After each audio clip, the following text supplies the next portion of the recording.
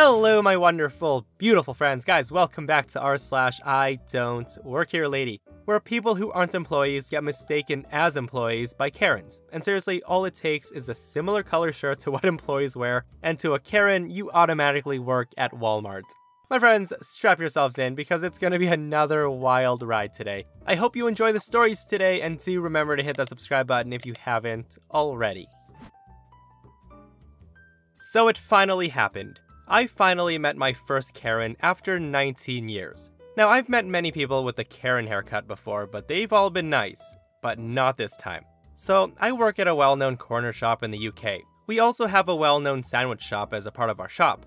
Now, they have a fancy coffee machine that makes lattes and all the fancy coffee, so we tend to use that to get tea or coffee. Sometimes they'll offer to make one for us. In the mornings, there's usually one person making sandwiches, and we always have two on our side, one supervisor and one sales assistant. Well, on this one morning, I was behind the sandwich shop counter making myself a cup of tea because I hate coffee, and only I know how to make tea on the machine. The person who runs the sandwich shop was out in the warehouse sorting their delivery when all of a sudden a Karen comes in and she catches me. I have my back turned to her, minding my own business. Now, bear in mind, our uniforms are completely different. Our uniforms are black with our company name, and theirs is green with a hat with their company name on the front of the shirt in huge letters. Karen says, "Excuse me." I turned around smiling and said, "Yes, hello, I'll be over there in a sec." Now, I did assume that she was a customer for my side. Karen then says to me, "Make me a latte and a cappuccino to go." I told her, "Oh, I'm sorry, I'm afraid I can't do that. I don't work here, I'm just making myself a drink." Now, any normal customer would have just been like, that's odd. I'll ask where the employee who works here is. But not Karen. Karen says, "But you're using the machine and you're behind the counter, so you can just make my drinks." At that, I say, "No, I'm sorry, I really don't know how to make any drinks you want, and I don't work for the sandwich shop, I work for the corner shop. Look, my uniform says so," pointing to the company logo on my shirt. At this, Karen says, "Listen, I don't care. You're behind the counter so you can make the drinks." Now at this point, I'm kind of getting fed up. I'm tired and it's way too early to be dealing with this. I tell the woman, "I was just making myself a cup of tea before my shift. If you give me a second, I can buzz up the real employee so she can make your drinks." At this point, Karen raises her voice at me and says, "No, you're behind the counter. Don't lie to me. I just saw you use that machine, so you know how to use it. Why are you being so difficult?" I tell her, "Look, I'm not lying to you, and I don't appreciate you talking to me like that." I begin to walk towards the door to go to my side of the shop with my tea, and Karen screams, "Don't you dare walk away from a customer." Now by this point, I've had enough, so I carry on walking to my side when she grabs my arm, making me spill my tea all over both of us. Great, now I'll have to clean that up. I ignore her and keep walking and immediately buzz my supervisor up. Karen's still having a go at me and screaming about how I threw my tea all over her. Luckily, the supervisor finally heard the commotion and he comes running over and says, "What's the problem here?" Karen says, "I tried to get help from this employee here and she ignored me. When I went to ask her again to please make me a drink, she threw her drink on me. Look, it's burnt me." She then proceeds to show the supervisor where the tea landed on her arm. I tell him, "What? No, that's not true. I was making myself a drink and I explained to her that I couldn't make her drink for her." When I said that, she got all mad and she grabbed me, making me spill my drink. Go watch the cameras. Now at the mention of cameras, Karen does look a little scared, but she keeps her story. Supervisor goes and looks at the cameras and I go back behind the till to serve other customers, while Karen stood quietly by the door. I'm surprised she didn't try and leave. The supervisor then comes back out and he proceeds to ban Karen for laying her hands on me. She was fuming, but ultimately she left when the supervisor threatened to call the police for assault. I now have the satisfaction of seeing her face plastered on the wall of shame every time I work. Guys, I find it so funny how a lot of the times Karens completely forget about the cameras in the store. I'm actually surprised too that she didn't leave when OP mentioned the cameras. It's also a shame that that cup of tea went to waste though. I love this comment right here. This person says, "So given that this was in the UK, you're perfectly within your rights to have this reported to police as it's assault. First, for the assault, but mainly for the crime of wasting good tea. She needs to be punished." So a little bit of backstory about me so you can get an idea of my mindset. I'm a bartender on weekends and I'm a university student on weekdays. I've also worked retail for 6 years and I often go autopilot when I'm tired. Also, if you've never paid close attention to a longtime bartender before, We're pretty good at what we do, and we do like to show off when we're mixing. My uniform is a long white shirt, a blue vest, and black slacks. It's not the most comfortable uniform, so I often bring a t-shirt and boardies to change into afterwards. That's me in a nutshell. So on Saturday afternoon, it's packed. Absolutely bonkers because of a football match. I don't remember who was playing. Now, the beer was flowing, the cheers are merry, and the roars are loud. Being a spirit mixer, I'm mixing a whole bunch of rums for a party of 10. So I yank the bottle of rum off the top shelf, tossing the empty one in the recycle bin, and I spin the top off. Now, that's not the smartest thing that I've ever done in a 6-hour shift, as I proceeded to spill about 5 shots worth of rum on the hem of my shirt, as well as my pants. At this, I sigh but shrug. I then finish my shift and silently thank past me for packing a change of clothes. Well, the t-shirt at least. Fantastic. The t-shirt I packed was a deep blue, with a decal on the front of a winged fox that read, "I don't give a flying fox." Tossing my rum-soaked top in the bag, I change and leave. I was planning on going to the local store where I used to work to get some more things, and then go home. So while browsing the confectionery aisle, I feel a presence behind me. Thinking it's someone trying to see what's past me, I mutter an apology and I step sideways. While I'm grabbing the box of chocolates, the person behind me coughs in an "excuse me" manner. I then say to her, "Oh, I'm sorry." At this, I step further aside. I then feel a tap on my shoulder. I turn around to see a walking nest of bleached hair and sunglasses that could make a fly jealous. I immediately knew it was a Karen. She says, "Excuse me, can you help me?" Now at this point, I'm almost in autopilot and the presence of this Karen flicks the switch, and I said, "Yeah, what do you need?" Now at this, Karen is shocked. She says, "Hey, you shouldn't use such a tone with a customer. Where are the light bulbs?" Now I'm thinking to myself, obviously not in this aisle. I then say to her, "I don't know, electrical? That way, I think." I then gesture in the general direction of homewares and electrical goods. Karen's hands then shoot to her hips. She's tapping her foot. I stand there like a numpty, wondering what on earth she's doing.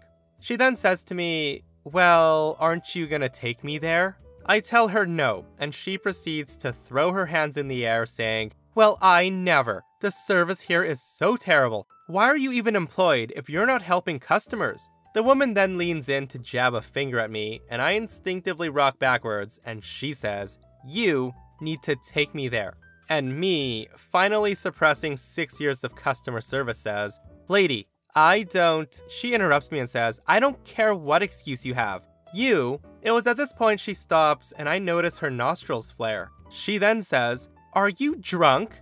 At work? Where's your manager?" Before I could get another word out of my mouth, she screams, "You are drunk." All this yelling brought an actual employee over. Let's call him Slim. Slim says, "Hey, what's going on?" Karen says, "How can you let an employee be drunk here? Are you the manager?" At this, Slim says, "No ma'am, he's not." Karen interrupts Slim, and she says she only wants to speak to a manager right now. Slim turns on his heel and he smartly walks over to the PA, calling our floor manager to confectionery. He wimps out though, and he stays at the registers while my old manager wanders over. Before my old manager can get 3 words out, Karen shrieks, "You need to fire this drunk idiot." The manager looks at me, looks at my Flying Fox t-shirt, my rum-smelling slacks, and my blank expression, and she says to Karen, "Miss, he hasn't worked here for years." Karen says, "Yes, he does.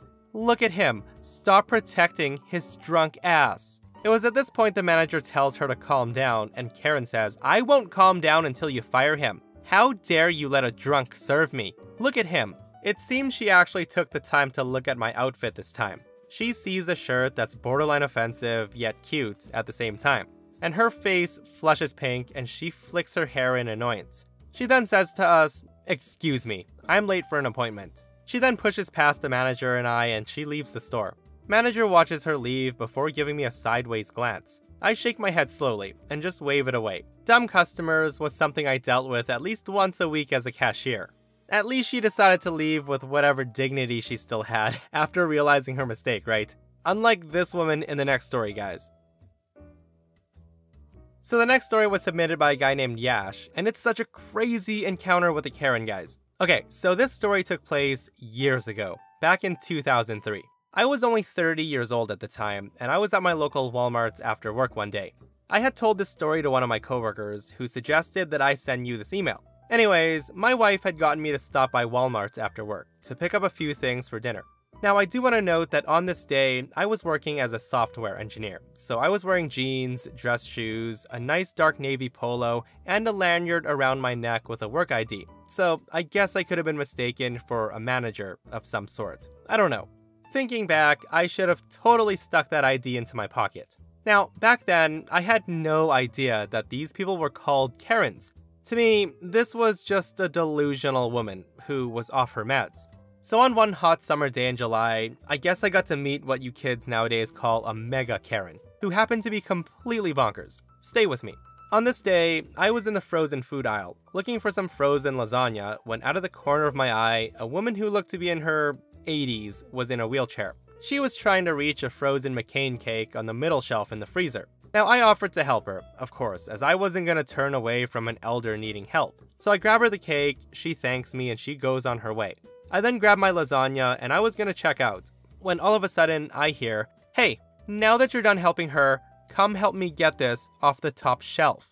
Now I do continue walking along whistling to myself when this woman screams, "Hey, I'm talking to you, don't ignore me." At this point, I turn around to see an older woman, maybe in her mid-50s, standing there with her arms crossed and she looks upset at me. I then look at her and say, "Excuse me?" Karen says, "Yeah, I need help grabbing something off the top shelf." I tell her, "I'm sorry, you're asking the wrong person, I'm not an employee." She says, "Listen, I know you're the manager and it's not your job to help people find things, but I saw you help that old lady, so you have to help me." Now at this point I'm thinking to myself, oh, she must think I'm the manager of the store by the way I dress. I then tell her, "Oh, you're mistaken, I'm not an employee of Walmart, I'm just shopping like you are." The woman then begs me to go help her grab the item she wanted. Now at this point, a lot of people might have walked off, but I'm about 6'5", and I decided, hey, why not? She's a short woman, so maybe I'll walk her to where it is, grab her whatever she wants from the top shelf, and then be on my way home. Quick and easy, right? Wrong. I follow Karen to the outdoor section, where she then proceeds to ask me to grab a huge box from the top shelf.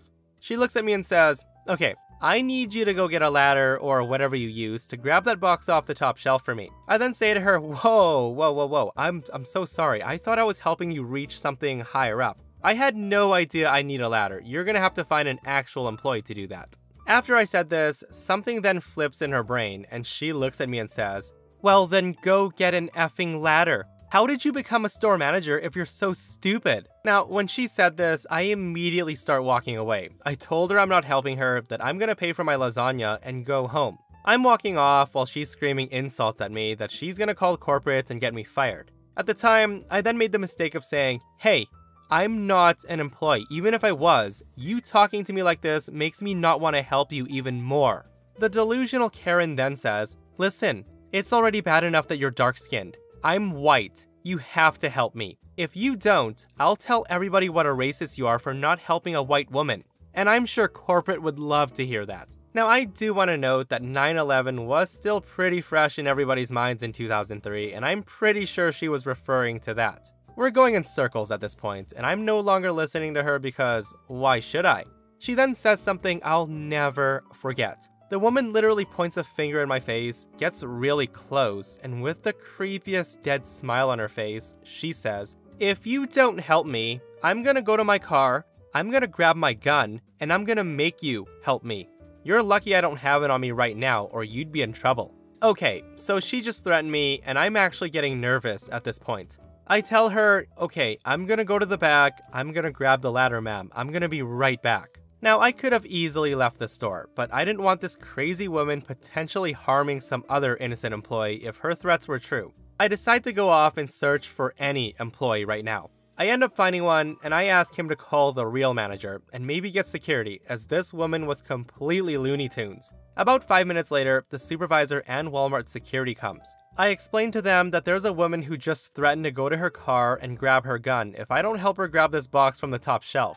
The supervisor on shift's wondering if she should actually help the crazy woman grab the box to allow her to leave calmly, or just get security to escort her out at this point. They figured helping her might be the best thing to do, just in case she was going to go through with the threats. But security mentioned that they didn't want to endanger any employees just in case she is crazy, and their best course of action was to call police and let security handle it at this point. So I lead them back to her, and as soon as she sees security, this woman goes ballistic. She's screaming that they'll never get her out of the store and that she'd rather die than let a brown-skinned idiot kick her out of Walmart. She then screams, "Ugh, can't a white woman get some help from these effing immigrants anymore? If you don't help me, what good are you to the country? You don't belong in this country." Now this happened so quick, but security actually went to grab her arm at this point to escort her out, but she wasn't giving up the fight. She ended up slapping and clawing the security guard, who was then left with no choice but to throw her to the ground. People were crowding around watching the woman fight and squirm, screaming every racist thing she could, and screaming that she's got a gun in her car and that everybody's dead.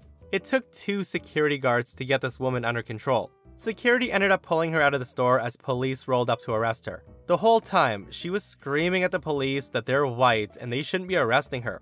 I had to stay and give a police report while the woman was handcuffed and put in the back of the police cruiser. The whole time she was in the back of the cruiser, she was screaming that she didn't mean the thing she said and that she was sorry and to just let her go home and it'll never happen again. She then starts screaming about leaving the stove on at home and that her house was gonna burn down if she doesn't go home now.